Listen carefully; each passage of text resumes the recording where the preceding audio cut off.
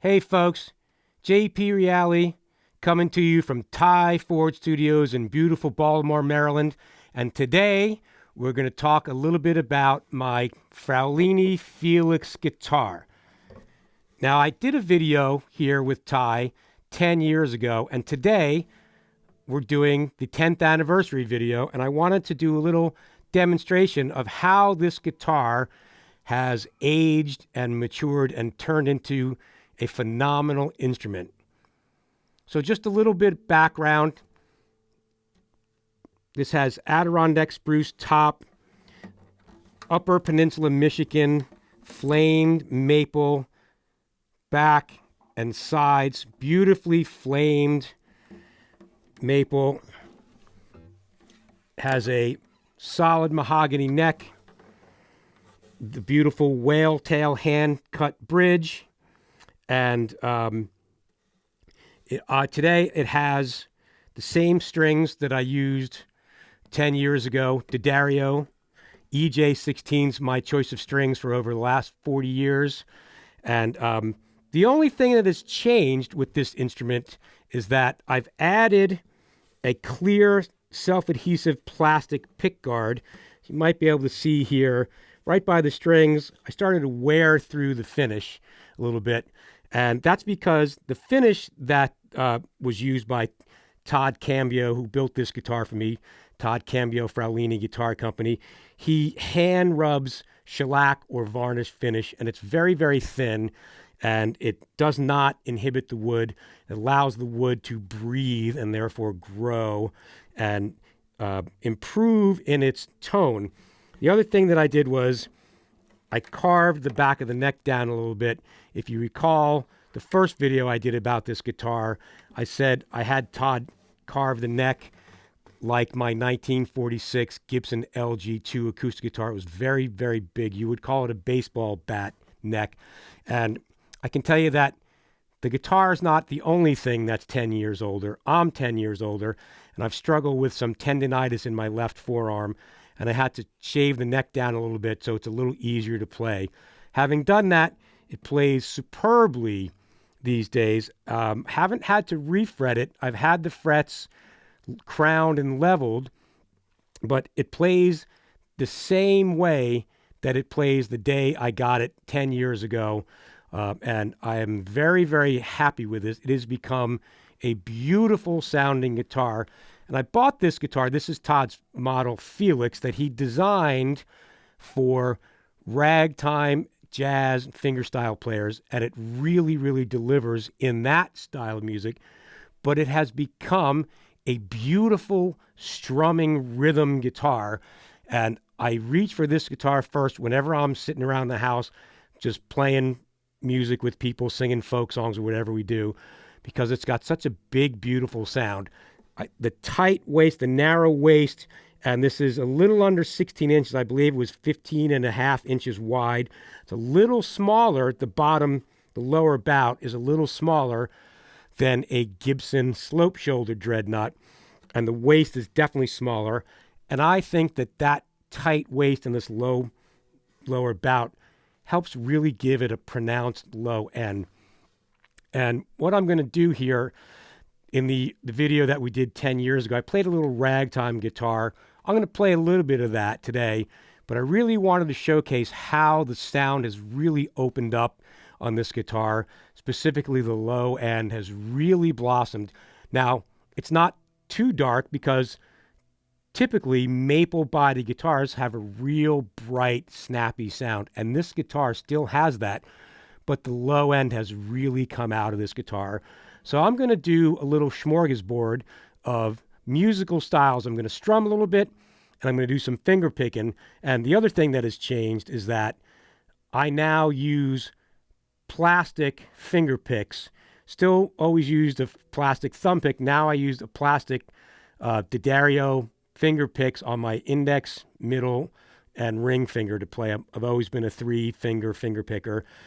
And that definitely changes the tone. The metal finger picks that I used on the video demo of this guitar 10 years ago, they give it a brighter sound. I wanted a little mellower sound, which is what Gary Davis used.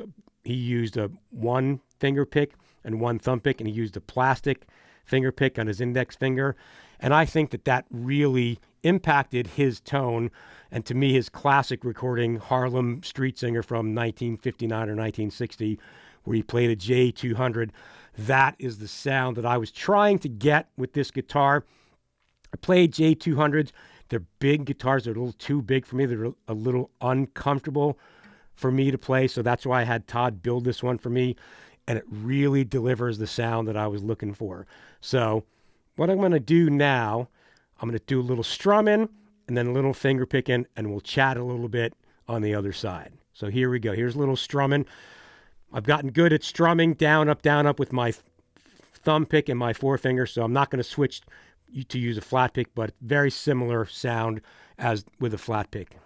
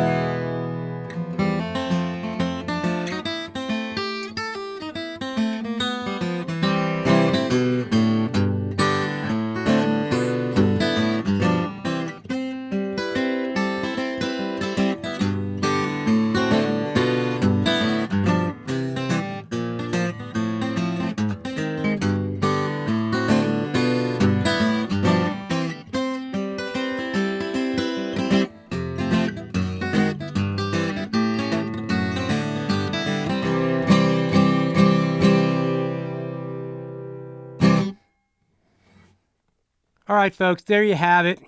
Little demonstration, some big open chords, some finger picking, some strumming. This guitar has really turned into a wonderful sounding instrument, and it is very, very close in volume and tone to my 80-year-old 1946 Gibson, 79-year-old 1946 Gibson LG2. Todd Cambio makes wonderful guitars. He is a wonderful person. He's really friendly, easy to deal with. He builds himself out of his home in Madison, Wisconsin. I believe one of his sons is now helping him. Fraulini Guitar and Company, Madison, Wisconsin. Got any questions? Put them up in the comments section of the video here, or you can reach out to me through my website at www.jpreali.com. Be happy to answer any questions. That's it. Hope you enjoyed it. Ciao.